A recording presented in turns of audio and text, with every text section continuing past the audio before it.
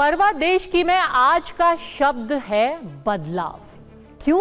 क्योंकि बार बार चिंता जताई जा रही है कि क्या डेमोग्राफी में बदलाव किया जा रहा है। आज बात उस सुलगते सच की जिसे लेकर केंद्र और एक राज्य की सरकार आमने सामने है। मुद्दा घुसपैठ और डेमोग्राफी में बदलाव का है और मौका उस राज्य में होने वाले विधानसभा चुनाव का भी है। केंद्र सरकार का दावा है कि इस राज्य में बड़ी तादाद में बांग्लादेशी घुसपैठिए डेमोग्राफी बदल रहे हैं, लेकिन राज्य की दलील है कि ऐसा कुछ भी नहीं हुआ है। हम बात आदिवासी राज्य झारखंड की कर रहे हैं, जहां इस साल के अंत तक चुनाव होना है, लेकिन चुनाव का टोन, लाइन और लेंथ अभी से प्रधानमंत्री नरेंद्र मोदी ने सेट कर दिया। मामला आदिवासियों की संख्या घटने और मुसलमानों की आबादी बढ़ने का है। प्रधानमंत्री ने एक दिन पहले ही जमशेदपुर में इसे लेकर झारखंड की हेमंत सोरेन सरकार पर तीखा हमला बोला। राज्य में घुसपैठ को लेकर बड़ी समस्या बताया, इसे आदिवासियों के लिए खतरा भी बताया। हाईकोर्ट में चल रहे मुकदमों का हवाला दिया, लेकिन हेमंत सोरेन सरकार ने घुसपैठ के आरोप को पूरी तरह से खारिज किया है। ऐसे में अब सवाल ये कि क्या सचमुच झारखंड के आदिवासियों और खासकर आदिवासी बेटियों का वजूद खतरे में है? आदिवासियों की आबादी घटने और घुसपैठियों की तादाद बढ़ने का सच क्या है? सबसे पहले सुनिए कि पीएम ने झारखंड की रैली में कहा क्या। इस समय झारखंड का बहुत बड़ा मुद्दा घुसपैठ हर झारखंडी के लिए चिंता का विषय बना हुआ है। नौजवान बेटियों के हर मां बाप के लिए रात की नींद उड़ाने वाला बना है। आज संथाल परगना और कोल्हान में बांग्लादेशी और रोहिंग्या घुसपैठ बहुत बड़ा खतरा है। इस पूरे क्षेत्र की पहचान, यहां की डेमोग्राफी बहुत तेजी से बदल रही है। अब आपके मन में सवाल जरूर उठ रहा होगा, जो प्रधानमंत्री ने बोला क्या वो महज एक राजनीतिक बयान था? झारखंड के संथाल परगना और कोल्हान इलाके के गांव में असल में आखिर हो क्या रहा है? तो इसके लिए जरूरी है कि आप पहले 3 तस्वीरें देखें। पहली तस्वीर है मंगली पहाड़िया की। ये एक आदिवासी लड़की है जिसे बड़े मियां नाम के एक बांग्लादेशी ने पहले प्रेम जाल में फंसाया, शादी की और फिर फरार हो गया। दूसरी तस्वीर है जयंती मंडोल की। इस आदिवासी लड़की को भी शाहिद नाम के एक आदमी ने हिंदू बनकर अपने जाल में फंसाया और फिर मौका देखकर रफू चक्कर हो गया। और तीसरी तस्वीर है रेबिका पहाड़िया की, जिसे दिलदार अंसारी ने पहले तो फंसाकर शादी की और फिर बेरहमी से उसकी हत्या भी कर दी। इन तीनों लड़कियों की कहानी में एक चीज कॉमन है, तीनों लड़कियां आदिवासी हैं और तीनों को धोखा देने वाले एक धर्म विशेष के लोग, जिनके मूल रूप से बांग्लादेशी होने का आरोप लगाया जा रहा है। लेकिन हम जो आपको बताने वाले हैं उसमें हिंदू मुसलमान, लव जिहाद नहीं। ये खबर हमारे देश और उसकी आंतरिक सुरक्षा से जुड़ी हुई है, अवैध घुसपैठ और डेमोग्राफी में बदलाव से जुड़ी हुई है, और सबसे जरूरी आदिवासियों और आदिवासी महिलाओं की सुरक्षा से जुड़ी हुई है। झारखंड हाईकोर्ट में बांग्लादेशियों की घुसपैठ और आदिवासियों के धर्म परिवर्तन की 2 अलग अलग जनहित याचिकाएं अभी सुनवाई की स्टेज पर है। अगली सुनवाई 17 सितंबर यानी कल होनी है।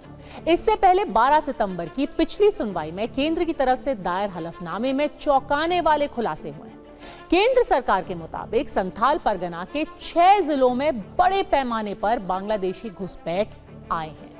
इससे संथाल परगना की डेमोग्राफी बदल चुकी है, जबकि झारखंड सरकार ने संथाल परगना के जिले उपायुक्तों के जरिए किसी भी घुसपैठ से साफ इनकार किया है। ऐसे में अब खुद हाई कोर्ट ने निर्णायक नतीजे के लिए एक इंडिपेंडेंट फैक्ट फाइंडिंग कमेटी बनाने का फैसला लिया है। यानी कि यह बात सिर्फ चुनावी अटैक या राजनीति तक ही सीमित नहीं है। स्वतंत्र जांच का आदेश देने के लिए अदालत ने अपने सामने रखे गए तथ्यों में कुछ तो जरूरी पाया ही होगा, तभी उन्होंने कहा है कि अलग कमेटी बननी चाहिए। अब ध्यान दीजिए उस हलफनामे पर जो 12 सितंबर की सुनवाई में केंद्र सरकार ने हाईकोर्ट में दाखिल किया। केंद्र के हलफनामे के मुताबिक आदिवासी इलाके में बड़े पैमाने पर बांग्लादेशियों की घुसपैठ हुई है और घुसपैठियों के टारगेट पर सबसे ज्यादा 2 जिले हैं, साहिबगंज और पाकुड़। इसी वजह से बीते कुछ सालों में इन जिलों में मदरसों की संख्या भी काफी बढ़ी है। केंद्र सरकार के मुताबिक 1961 में साहिबगंज की आबादी 4,14,000 थी। इनमें मुस्लिम आबादी 82,000 थी, जो कुल आबादी का करीब 20% था। लेकिन 2011 में साहिबगंज की ही कुल आबादी 11.5 लाख हो गई और इसमें मुस्लिम आबादी करीब 4 लाख तक पहुंच गई, जो कि कुल आबादी का 35% है। मतलब ये कि महज 50 सालों में मुसलमानों की आबादी प्रतिशत के हिसाब से 15% बढ़ गई। 1961 में जो महज 20% थी, 2011 में वो 35% हो गई।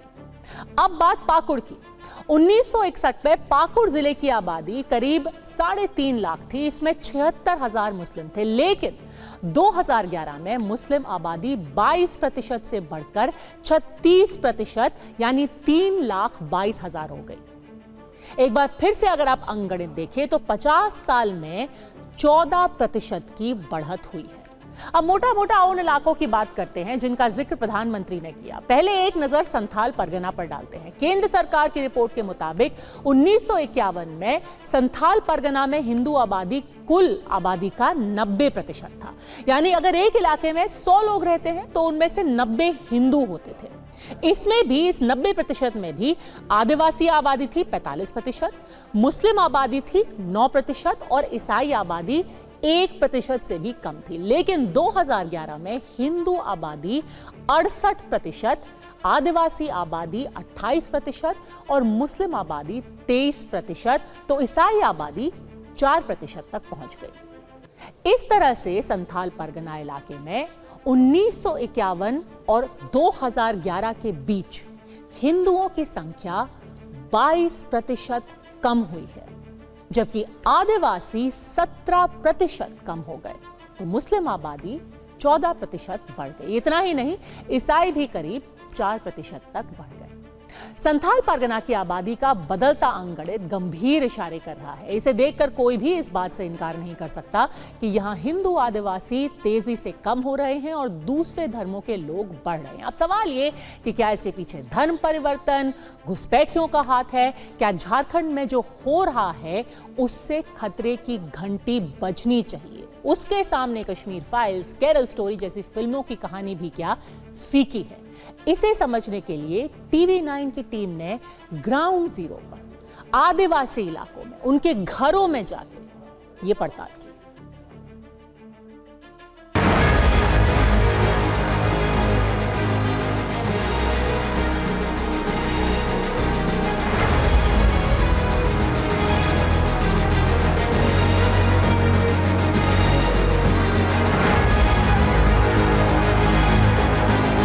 सिस्टम हिंदुस्तान का, लेकिन इको सिस्टम बांग्लादेशी। आदिवासी इलाके में घुसपैठ का मॉडल बड़ा शातिराना है। इसकी पहली सीढ़ी है आदिवासी लड़कियों को फंसाकर शोषण करना, फिर शादी करके अपनी आबादी के विस्तार का मॉडल। कई बार गांव में कई सारे लोग मजदूर बन के आते हैं, फेरी वाला बन के आते हैं और इस तरीके से वो उन परिवारों को चिन्हित करते हैं जिन परिवारों में सबसे ज़्यादा गरीबी है। ऐसे लोगों को जानने की कोशिश करते हैं जिनके पास कोई आमदनी नहीं है। ऐसे परिवार के पास जाने की कोशिश करते हैं जिनके पास कोई रोजगार का साधन नहीं है और इस तरीके से आके वो गांव में अपनी पैठ बनाते हैं। सबसे पहले हिंदू आदिवासी लड़की मंगली पहाड़िया के बड़े मियाँ के संपर्क में आने वाली कहानी को देखिए। क्या काम करता था वो? ठेकेदार काम करता है। ठेकेदार? हाँ। फिर क्या बोला, आपको शादी करेंगे? हाँ, बोला शादी करेंगे, तुमको बढ़िया से देखभाल करेंगे। हाँ। बोल के ऐसे शादी करके छोड़ दिया। अच्छा, हिंदू रीति से किया या मुस्लिम रीति से किया? मुस्लिम है वो। अच्छा, मुस्लिम है वो। हाँ। उसी रीति से शादी किया आपसे? अभी कहाँ है पता है कुछ? वो घर में है अभी। घर में मतलब? मालदा में है। कहानी किसी एक शहर या गांव की नहीं है, किसी एक आदिवासी लड़की की नहीं है। अगली कहानी और भी खतरनाक और चौंकाने वाली है। जिहादी घुसपैठियों का नेटवर्क सड़क से सोशल मीडिया तक है। मोबाइल के लाइक वीडियो से आए थे। अच्छा, और मोबाइल के जरिए आप उसके संपर्क में? जी हाँ। तो पहले अपने आप को उसने हिंदू बताया आपको? जी हाँ। क्या नाम बताया उसने अपना? साहिद साहनी बताया गया था, आधार कार्ड अभी जारी है मेरे पास। और लड़के ने फिर आपको कहाँ बुलाया? जी, लड़के ने कहीं बुलाया नहीं था। जब एक बाबू हुआ 1 महीने का तब गए थे हम लोग अपना त्रिपुरा घूमने। मेरे को अभी तक मुस्लिम का कोई पता नहीं चला है सर। जो गाँव वाला बोल रहा है वही सुन रही हूँ।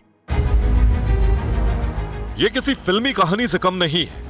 मोबाइल पर लाइक, सब्सक्राइबर और रील के नाम पर मजहबी खेल चल रहा है। साजिश का अगला चेहरा तो और भी क्रूर है। आज से करीब 2 साल पहले 25 साल के दिलदार अंसारी ने अपनी पत्नी रेबिका पहाड़िया की बेरहमी से हत्या कर दी। हत्या के बाद रेबिका पहाड़िया के 50 टुकड़े कर दिए। TV9 भारतवर्ष के कैमरे के सामने रेबिका पहाड़िया के पिता ने बताया कि कैसे उनकी बेटी को प्रेम जाल में फंसाकर मौत के घाट उतारा गया था। दिलदार अंसारी जो उसका रेबिका से प्यार करता था, हमको तो मालूम नहीं था। घर से भागने ही गए थे। वो लड़का जो हम लोग मार्केट जाते हैं ना बुर्गे, तो उसी समय वो पैसा का लालच में वो लड़की गया होगा। उसको लाने के लिए बहुत बार गए थे, 3 बार जो गए। वो लड़का जो रेबिका को पकड़ के रखा था। क्रूरता का ये मॉडल आदिवासी महिलाओं के खिलाफ इस्तेमाल किया जा रहा है। जब महिलाएं घुसपैठियों के काबू में नहीं आती तो उनके टुकड़े टुकड़े कर दिए जाते हैं। संथाल परगना में पिछले कई सालों से जारी इस साजिश में दुल्हन जिहाद नहीं बल्कि जमाई जिहाद भी है। ये जो इलाका है ये जमाई टोला के नाम से जाना जाता है। जमाई वो लोग जो लोग आदिवासियों की ज़मीन पर या आदिवासियों से शादी करके जो ज़मीन मिला उस पर अपना घर बनाया। इस तरह के जमाई टोले आपको पूरे साहेबगंज और पाकुड़ के कई इलाकों में दिख जाएंगे। ये वो लोग हैं जो घर जमाई बनकर रहते हैं और उनको जिस ज़मीन पर बसाया जाता है उसको जमाई टोला कहते हैं।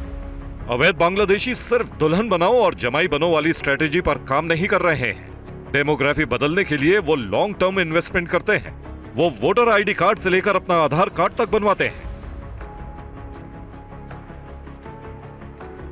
यह 90 के दशक से जहां की डेमोग्राफी बहुत तेजी से बदली है और साहेबगंज जिला तो इसका जीवंत प्रमाण है। उस समय 7,900 से अधिक बांग्लादेशी घुसपैठियों का नाम प्रशासन ने काटने का काम किया था, मतदाता सूची से नाम काटा था। ऐसे प्रखंडों में तो 200 गुना 300 गुना तक की डेमोग्राफी बदली है। तो यह प्राकृतिक नहीं है, यह उन बांग्लादेशी घुसपैठियों के द्वारा योजनाबद्ध तरीका से इस क्षेत्र की डेमोग्राफी को बदलने का काम किया गया है। ये दावे डरावने हैं। ऐसे में अब इंतजार हाईकोर्ट के आदेश पर सच पता लगाने वाली समिति के गठन और उसकी रिपोर्ट का है, क्योंकि सवाल सिर्फ आदिवासियों के अस्तित्व का नहीं बल्कि आबादी का अंकगणित बदलकर देश की आंतरिक सुरक्षा से खिलवाड़ का भी है। कुमार कुंदन के साथ ब्यूरो रिपोर्ट, TV9 भारतवर्ष। तो झारखंड के जिस संथाल परगना में बांग्लादेशी घुसपैठ से आदिवासियों के अस्तित्व पर खतरे का दावा है, उस इलाके में कौन कौन से जिले शामिल हैं, अब उसे भी देखिए। ये जिले हैं साहिबगंज, गोड्डा, पाकुड़, दुमका, देवघर और जामताड़ा। इन जगहों से बांग्लादेश का बॉर्डर 50 किलोमीटर से लेकर 200 किलोमीटर की दूरी पर है। बांग्लादेश से इन इलाकों में घुसना इनके लिए महज 2 से 3 घंटे का ही मामला है। सीमावर्ती राज्य होने के कारण लोगों की बोलचाल और वेशभूषा में भी बहुत फर्क नहीं है। इसकी वजह से इन इलाकों में ये लोग बहुत आसानी से बस जाते हैं। वैसे तो हाईकोर्ट में सिर्फ संथाल परगना इलाके में ही बांग्लादेशी घुसपैठ का मामला चल रहा है, लेकिन प्रधानमंत्री ने जमशेदपुर की रैली में कोल्हान इलाके का भी जिक्र किया। ऐसे में आपको कोल्हान में कौन कौन से जिले आते हैं वो बताते हैं। तो ये जिले हैं सरायकेला, खरसावा, पश्चिमी सिंहभूम और पूर्वी सिंहभूम। झारखंड में चुनाव करीब है। संथाल परगना और कोल्हान बेल्ट में आदिवासी वोट सबसे अहम है। ऐसे में इन इलाकों में विधानसभा सीटों का अंकगणित भी देखना जरूरी है। संथाल परगना के 6 जिलों में लोकसभा की 3 और विधानसभा की 18 सीटें हैं। 2019 के लोकसभा चुनाव में दुमका, गोड्डा और राजमहल इन सीटों में बीजेपी को 2 और जेएमएम को 1 सीट मिली थी, लेकिन 2024 में बड़ा उलटफेर हुआ और इनमें से बीजेपी को सिर्फ 1 ही सीट यानी कि गोड्डा मिली और जेएमएम दुमका राजमहल की सीट पर कब्जा जमा सकी। 2019 के विधानसभा चुनाव में संथाल परगना की 18 सीटों में से सभी 7 एसटी सुरक्षित सीट समेत 9 सीटों पर जेएमएम को जीत मिली थी, तो 5 सीटों पर उसकी सहयोगी कांग्रेस ने जीत दर्ज की थी, जबकि बीजेपी को 4 सीटें मिली थी। अब आप कोल्हान इलाके का सियासी गणित भी देखिए। कोल्हान में लोकसभा की 2 और विधानसभा की 14 सीटें हैं। 2019 के लोकसभा चुनाव में इन इलाकों की सिंहभूम सीट पर कांग्रेस और जमशेदपुर में बीजेपी को जीत मिली थी। 2024 में सिंहभूम की कांग्रेस सांसद गीता कोड़ा के बीजेपी में शामिल होने के बावजूद उन्हें हार का मुंह देखना पड़ा और ये सीट जेएमएम के खाते में चली गई। तो इस बार भी जमशेदपुर सीट से बीजेपी को जीत मिली। 2019 के विधानसभा चुनाव की अगर बात करें तो वहां कोल्हान की सभी 14 विधानसभा सीटों पर बीजेपी को हार मिली थी। इन सीटों में जेएमएम ने 11 सीटें जीती, कांग्रेस ने 2 और 1 सीट पर निर्दलीय को जीत मिली थी। झारखंड में आदिवासी वोट बैंक जीत का सबसे बड़ा फैक्टर है। हमेशा से झारखंड मुक्ति मोर्चा के साथ ये वोट खड़ा रहा है, लेकिन इस बार बीजेपी ने इस वोट बैंक में सेंध लगाने के लिए ही विधानसभा चुनाव में वापसी के लिए आदिवासी नेता बाबूलाल मरांडी को राज्य में पार्टी की कमान सौंपी है। तो कोल्हान के सबसे बड़े नेता और कोल्हान टाइगर कहे जाने वाले चंपई सोरेन, जो कि पूर्व मुख्यमंत्री रहे हैं, उनको बीजेपी में शामिल किया है। लोकसभा चुनाव के समय बीजेपी ने सोरेन परिवार की बड़ी बहू सीता सोरेन और पूर्व सीएम मधु कोड़ा की पत्नी गीता कोड़ा को भी अपने साथ कर लिया। दोनों को लोकसभा चुनाव में टिकट भी दिया, लेकिन दोनों ही जीत नहीं सकी। विधानसभा चुनाव की अगर बात करें तो अब बीजेपी की कोशिश फिर से है कि आदिवासियों को अपने पाले में कर ले, ताकि एक बार फिर झारखंड की सत्ता में भगवा परचम लहरा सके। यही वजह है कि पार्टी ने चुनावी माहौल में संथल परगना और कोल्हान जैसे आदिवासी इलाकों में बांग्लादेशी और रोहिंग्या घुसपैठ को जोर शोर से उठाना शुरू किया है।